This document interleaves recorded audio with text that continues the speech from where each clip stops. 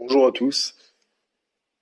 Alors, je remercie Camarade Jean de me faire passer sur sa chaîne. Je vais directement passer au questionnaire. Et donc, à la première question. Peux-tu te présenter, bref, présentation, ta tranche d'âge, localité, le temps que tu as vécu en cité, le type de cité, l'âge à partir duquel tu en es parti et autres détails que tu juges pertinents. Alors, donc je m'appelle Alexandre, j'ai 22 ans. Actuellement, je vis sur Lyon et Grenoble. Mes parents vivent à un petit village à côté de Grenoble. Je suis d'origine franco-italienne. Euh, j'ai vécu en cité tout jeune, jusqu'à l'âge de mes 10, 11 ans. Après, je suis parti vivre à la campagne un petit temps. Puis je suis redescendu vivre à côté d'une banlieue à Grenoble. Donc j'ai une assez bonne expérience de cité. Donc voilà, je vais passer à la deuxième question. Déjà, comment se fait-il qu'un mâle blanc privilégié comme toi ait dû grandir en cité? Euh, oui. Alors mes parents, à cette époque, ils vivaient pas très bien. Il y a que mon père qui travaillait chez moi.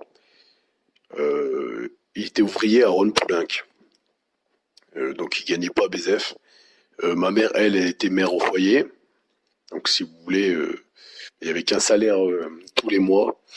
Et à la maison, on était quatre. Mon frère n'était pas encore né. Parce qu'en fait, j'ai un frère et une sœur. Et à cette époque, on n'était que quatre. Il y avait ma sœur et moi qui étaient à la maison.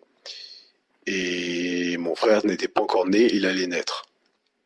C'est à partir du moment où mon frère est né qu'on est parti vivre à la campagne. Mais si vous voulez, il y a quand même pas mal de blancs en banlieue. Et puis, bon, tous les prolétaires, enfin, énormément de blancs sont prolétaires. Par exemple, justement, mon père qui travaille à l'usine, tous ses collègues d'usine, quand ils ont commencé, avant d'avoir tous leur maison, ils vivaient en banlieue. Moi, j'ai souvenir que justement, quand ils allaient, parce que bien sûr, ils habitaient pas tous dans la même banlieue, mais il y avait des banlieues. À Grenoble, il y a énormément de banlieues. Beaucoup de quartiers, de cités, les quartiers de Marseille. Bah, si vous voulez, Grenoble, c'est le petit Marseille, en fait. Donc, automatiquement, je vous fais pas un dessin, vous voyez le délire. Et du coup, oui, mon père avait énormément d'amis à lui qui travaillaient dans son équipe, qui vivaient dans les cités. Sauf que, bah, avant d'acheter une maison, il faut avoir des bénéfices pour investir dans de la roche, quoi. Donc voilà, donc eux, ils avaient pas beaucoup de sous. Si vous voulez, mes grands-parents, c'est des pieds noirs. Donc en fait, quand ils se sont fait chasser de Tunisie, ils sont revenus, ils avaient plus rien. Ils avaient pas de sous, rien. Ils sont repartis avec les valises, comme on dit. Donc automatiquement, mon père, il a hérité de rien. Mes grands-parents, ils pouvaient pas l'aider, donc c'était plus dur. Donc directement, c'était un peu plus compliqué. Ma mère, elle, ben, mes grands-parents, ils venaient d'Italie, donc c'était un peu plus difficile de, ouais, voilà, de donner un peu de sous, quoi. Donc voilà, donc on n'avait pas trop de sous et automatiquement quand on n'a pas trop de sous, on vit dans les cités ou dans les quartiers plus ou moins chauds, quoi. Je passe à la question 3. Les gauchistes font souvent l'apologie du multiculturalisme de l'autre, mais qu'en est-il vraiment? Quel est le quotidien de vie typique d'un habitant de ce genre de cité? euh, oui, alors c'est très mouvementé. Alors moi j'ai souvenir que bon bah des bruits de scooter quoi tout le temps scoot. Les mecs toujours pareil, jamais de casque. Si vous voulez, c'est comme les crosses. Je crois que les crosses c'est resté à la mode. Les scooters j'en vois moins, mais les crosses ouais. Enfin quand ils cabraient, parce qu'en fait ouais il y avait un délire, c'est que sur des comment dire, pas des avenues, mais vous savez, dès qu'il y avait une ligne droite, boum, il cabrait les mecs et voilà, bon bah c'était ça tout le temps quoi. Ouais, j'ai souvenir aussi. Ouais, ça, c'est un truc qui stressait particulièrement ma mère. C'est à chaque fois qu'on rentrait, bon bah, moi je vivais dans un bâtiment, vous savez les bâtiments un peu communistes, très blanc, très moche. Vous savez qu'au fil du temps, ça vire au gris beige bizarre. Enfin, c'est assez moche, quoi. Et ouais, donc, quand mes parents y rentraient, bon, bah, enfin, ma mère, quand elle nous ramenait d'école, ben, il y avait tous les gars en bas, qui fumaient leur shit, ils mettaient leur musique bien forte, puis voilà, il y avait une quinzaine de mecs en dessous du bâtiment, puis c'est pas le regard, enfin, c'est le regard haineux, quoi. Donc voilà. Dizaine de racailles en bas, quoi. Comme d'hab, une 10, quinzaine, ouais. Après, oui, ouais. Ça, ouais,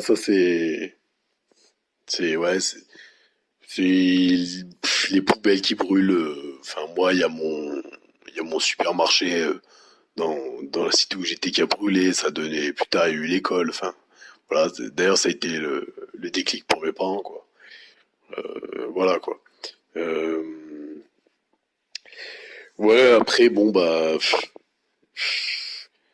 il y avait, ouais, ouais, il y avait une fois mon oncle, qui se baladait à, enfin, à côté de la cité et, si vous vouliez marcher, il allait pour rentrer chez lui et juste avant qu'il aille rentrer, dans son lotissement, enfin lotissement, dans sa propriété, il venait de se passer un règlement de compte, donc en fait c'était, si je me rappelle bien, ça devait être de la chevrotine, une embrouille dans le genre. Enfin bon, il y a un mec qui s'était fait exploser la cervelle, donc il y avait le corps par terre, et puis de la cervelle de partout. Et je me rappelle, mon oncle il m'avait dit que que il restait de la cervelle, mais il y a longtemps de ça, hein. Il m'avait dit comme quoi qu'il restait de la cervelle, alors que ça faisait peut-être 5 ans que c'était passé, qu'il y avait encore le bouc chaque jour qui sortait de chez lui, il voyait le bout de cervelle encore, et il me disait, mais ce truc il part jamais en fait. Et ouais, donc il y avait eu règlement de compte normal, voilà. Enfin, voilà. C'est le quotidien, quoi. Bon, bah.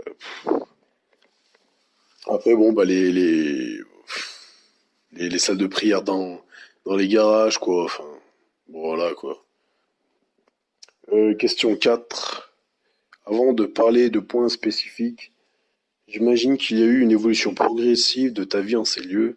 Peux-tu faire une brève chronologie de ton enfance, adolescence, sortie d'adolescence? Alors, attends. Oui, oui, bien sûr. Euh, alors, moi, si vous voulez, de zéro à ouais, 10, 11 ans, j'ai vécu en cité. Après, je suis parti vivre en campagne. Donc, si vous voulez, quand mes parents ils ont vu que ben, il y a eu le supermarché puis l'école qui a brûlé, ils ont décidé de partir. En plus, enfin, j'avais une grand-mère, enfin mon arrière-grand-mère qui vivait, dans un autre quartier. Et bon, elle me disait qu'il fallait que je monte, vivre à la campagne parce que je chopais l'accent des Arabes. Donc voilà, donc ça commençait à devenir urgent. Et bon, j'avais les intonations, que d'ailleurs j'ai pris, quelques années après, une fois qu'on est redescendu sur Grenoble, parce que, ça venait vite. Euh, si vous voulez, en fait, là où j'ai trouvé que, enfin, on a plusieurs choix à faire. En fait, j'ai l'impression, c'est si vous voulez, c'est soit on se fait écraser, soit on essaye de se fondre dans le groupe, arabisant en fait, là où il y a plein de Maghrébins. Donc en fait, vous venez à une sorte de Maghrébin. Soit, bah alors, il y a direct au collège ou au lycée, il y a plusieurs groupes qui se forment. Vous savez, donc vous avez un peu le groupe des intellos, le groupe des racailles, le groupe des mecs un peu cool. Et puis, bah là, c'est un peu ça. Donc, moi, dans le lycée personnellement où j'étais, si vous voulez, j'ai été une sorte de blanc arabisé, quoi. Même en ayant toujours ma conscience, en fait, que c'était des étrangers, puisque mes grands-parents c'était des pieds noirs, donc si vous voulez, J'ai toujours su plus ou moins que, voilà, si vous voulez, à 16-17 ans, vous m'aurez donné le droit de vote, j'aurais voté Le Pen. Mais voilà, si vous voulez, pour pas être exclu socialement, euh, du coup, je traînais avec ces gens-là, quoi. Euh, oui, donc voilà, donc je vais reprendre un peu, parce que là, je me suis un peu écarté du sujet. Donc, quand j'étais enfant, j'ai vécu en cité. Après, vers l'âge de 11 ans, je suis parti vivre en campagne. Là, ça allait pas trop mal. Mais si vous voulez, c'est une campagne où ben, il y avait une ville où il y avait une sorte de mini cité, quoi. Donc en fait, il y avait un peu des Arabes. Donc direct au collège, je l'ai ressenti que en sixième, j'avais déjà eu une altercation avec un Arabe. Voilà, c'était là, ça partait, si vous voulez, d'entrée, on sentait qu'il y avait quelque chose, quoi. Et puis ces gens-là, déjà en sixième, cinquième, ils parlaient déjà mal. Enfin, c'était à coup de fils de pute. Voilà, c'était direct violent en fait. Donc voilà. Euh, donc une fois que mes parents ils se sont rendus compte en fait, si vous voulez que à la campagne, bon bah c'est bien, on est tranquille, mais en fait le lycée est un peu loin, donc du coup il a fallu redescendre un peu sur Grenoble. Donc ils sont redescendus sur Grenoble. Et là en attendant qu'ils puissent acheter leur maison, on a vécu un petit moment à côté d'une banlieue. C'était pas en banlieue même cette fois-ci, mais j'étais à côté. Par contre, j'ai réellement côtoyé des lycées bah, dans des banlieues, quoi. Il y en a un, je pense au premier là, particulièrement, c'est Saint-Martin-d'Air.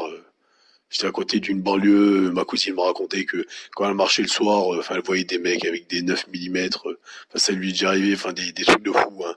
Les gars, souvent, ils entendent des coups de feu. Enfin, voilà. Et donc voilà. Donc après, au niveau de mon adolescence, à partir de du lycée, ouais, voilà, j'ai vécu dans des lycées un peu tendus, quoi. Donc je vais passer à la prochaine question. Certaines personnes affirment que le racisme anti-blanc n'existe pas. Qu'as-tu à en dire et sous quelle forme s'exprime-t-il? Oui, alors oui, donc le racisme blanc n'existe pas. Ouais, alors ça c'est une grosse blague. C'est une grosse blague parce que déjà en fait, comment dire, juste en fait dans le regard, on sait qu'il y a une différence. Vous voyez dans le regard est haineux, comme jamais. Si vous n'êtes pas comme eux, si vous, le nombre de fois où je me suis dit, ah, tu manges du porc, le porc, enfin, des réflexions à la con, ou alors oui, euh, par exemple, ben, j'étais en seconde générale au début, pourtant en seconde générale, hein, mais c'était un quartier dégradé, enfin, c'était un lycée dégradé. Ben, un arabe pour justement parce que la prof elle voulait pas que qu'il aille pisser, qu'il attende la sortie de 2 minutes. Il dit bah écoute, moi je vais pisser dans le coin. Puis il a pissé dans le coin. Puis il a dit ouais ben de toute façon ici t'es pas chez toi. Enfin c'est pourquoi parce que c'est un quartier. Moi je me souviens d'un mec, par exemple d'un gars euh, sur Facebook, il avait mis un post. Parce qu'à mon avis, il devait supporter le FN. Il y avait une embrouille comme ça. C'était un rapport parce que, soi-disant, c'était un raciste. Il était sorti du lycée, et puis il y avait 30 gars qui lui avaient sauté dessus. Puis il était tout seul, le gars. 30 mecs, il était tout seul. Et puis il s'était fait défoncer, il était ressorti, il avait le t-shirt déchiré. Enfin, euh, le mec, il ressemblait plus à rien, quoi. Et, et oui, en fait, enfin, ces gens-là, ils nous aiment pas. C'est clair et net. Enfin, quand, quand, comment dire, quand t'es en groupe déjà, si t'es dans un groupe, si tu veux, où il y a totalement des Maghrébins et des Noirs, ils vont te le dire clairement, ils vont dire, ah, mais toi t'es un Français, toi t'es un Français. Ils vont te le dire tout le temps, ça, ils vont te le rabager. Toi t'es un Français. Là. Et en fait, à un moment, et ces gens-là de se dire, ben, mais non, non, arrête de me dire ça, tu vois, parce que il y a un côté, en fait, discriminant. Ouais, donc tu prends ça en fait pour une insulte. Tu dis, ouais, t'es un Français, donc tu prends ça pour une insulte. Donc en fait, lui, il se sent pas français quand il dit ça. Tu vois, c'est quelque chose d'autre. Donc voilà, donc qu'on me dise qu'il n'y a pas de racisme, racisme anti-blanc en banlieue, il y a, et puis, enfin, au niveau de la religion, il y a quelque chose. Enfin, moi, j'ai toujours eu l'impression qu'ils essayaient de m'arabiser. Enfin, j'ai fait du foot pendant un petit moment, et le foot, bah, c'est le berceau des Arabes. Enfin, voilà, c'est, le foot, c'est le quartier. À part si tu joues pas en campagne, mais sinon, c'est le quartier. Moi, je sais que dans mon équipe, à la fin, ça parle en arabe. Et, bah, sur 14 joueurs, bah, sur 14, on était peut-être 4-5 blancs. 4-5 blancs. Et dès qu'on quittait l'entraînement, mais on en parlait, on disait, mais moi je veux pas jouer ici, parce qu'il y a mais il y a trop de maghrébins. Ben, on se le disait, bien sûr. Ben, voilà. Et puis bon, donc voilà, donc ça parlait en arabe, et que on le voyait très bien. Donc voilà. Prochaine question. D'une manière plus générale, quelles formes de délinquance, de criminalité sont les plus présentes en banlieue? Est-ce que cela a eu un impact sur ta vie personnelle? Forme de délinquance, bah, du racket. J'ai un ami à moi, un bon ami à moi qui a eu, quand il était en sixième, je crois qu'il s'est fait racketter, sixième, cinquième, si j'ai pas de conneries. Bah, par deux maghrébins aussi, hein, comme d'hab. Pourtant, lui, pour le coup, c'est un gauchiste. Donc, vous voyez. Euh, ouais, après, bon, bah, comme d'hab, hein, des raquettes, la drogue. La drogue. Le le tamien, c'est un truc de fou. Euh, les règlements de compte, il y a beaucoup de règlements de compte, surtout à Grenoble. Grenoble, ça vient de pire en pire en plus. Euh, les vols, les vols dans les garages par exemple, les vols dans les garages, les vols de vélo, énormément de, ouais, énormément de vols. Et puis bon bah de toute façon, après bon moi ça m'a pas tellement choqué si vous voulez parce qu'en fait, enfin à cette époque, parce que en fait si vous voulez j'ai vachement participé euh, comment dire, à cet environnement. Enfin, euh, quand j'avais 16-17 ans, j'étais dans un lycée en centre-ville et bon, c'était du bac pro. Et bon, c'était une classe, c'était un massacre. Et dedans, c'était des racailles, donc bon, ouais, forcément, le prof, on lui lançait des gommes dans la gueule, c'était un coup de compas, enfin, euh, voilà, il y avait aucun respect, hein, non, aucun respect, c'est honteux, hein. Mais voilà, puis bon, ben, forcément, comme c'était un Français, ben, il prenait encore plus. Puis voilà. Donc ouais, je pense que ça a eu quand même un impact sur moi, même au niveau du tamien, parce que je sais que je fumais pas mal de shit passé un temps. Dit que j'ai arrêté les cours, donc automatiquement, bon, ça y joue un peu les vols de vélo aussi, parce que forcément, quand tes potes y volent, bah toi tu suis, parce que quand t'es tout seul, quand tu es mec, voilà, et puis t'écoutes pas tes parents, donc forcément tu le fais. Donc ouais, ça a eu un impact quand même. Euh, en fait, le vrai déclic, je pense, c'est quand je me suis fait virer des cours définitivement. Bon là, c'était un peu le déclic, donc voilà. Donc ça a quand même joué énormément. Penses-tu que les problèmes de banlieue se bornent à la question sociale? Ou y a-t-il d'autres déterminismes plus profonds? Si oui, lequel argumente? Ouais, donc bah non, ça se borne pas à la question sociale. Euh, bah c'est, je dirais quand même que c'est pas mal religieux, hein. Parce que j'ai des souvenirs quand même que des débats en cours, par exemple, bah, quand j'étais en français avec ce prof-là, là, on avait abordé une fois l'histoire de la Palestine et de l'Israël, et là, c'était fini, mais Mais c'était impressionnant. Et ce prof-là, il avait pris tarot parce que ben, il était neutre. Il essayait de poser, euh, si vous voulez, de se placer en arbitre. Et dire oui, bon, bah, Israël, là, là, là. Et puis la Palestine à côté, bon, bah voilà. Et bon, bah, il s'était fait bah, défoncer, si on peut dire, hein, parce que bon, il avait pris un peu tout ce qu'il y avait sur la gueule, donc voilà. Et puis bon, bah, après ce gars-là, il s'est mis en arrêt maladie, donc pendant 3 4 mois, on l'a plus revu. Et mais ouais, religieusement, enfin les salles de prière dans les garages. Enfin, puis bon, bah forcément ça parle tout le temps. Ouais, vous connaissez les mashallah, les inshallah, tous ces mots-là. Euh, ouais, quand c'est le ramadan, quand il y a le ramadan, je me rappelle au foot, le ramadan. Enfin, limite, quand il y avait le ramadan, on faisait tous le ramadan. Enfin, c'est pour vous dire, hein, j'ai l'impression que j'étais en sélection de l'Algérie, et puis voilà, dès qu'il y avait le ramadan, bah, automatiquement, enfin, il y avait des musiques arabes dans les vestiaires. Enfin, c'était un truc de fou, c'était un truc de fou. Quand on était en cours, c'était pareil, il y avait le ramadan, ouais, mais ouais, moi je fais le ramadan, donc je peux pas faire ci, ouais, mais je fais le ramadan, donc je peux pas travailler comme ça. Et en fait, constamment, on s'adapte aux musulmans et pas forcément bah, à nous, quoi. Pareil, pour les voiles, alors qu'on rentrait dans les lycées, bah, les voiles, première fois, enfin, on leur disait, ouais, vous enlevez le voile.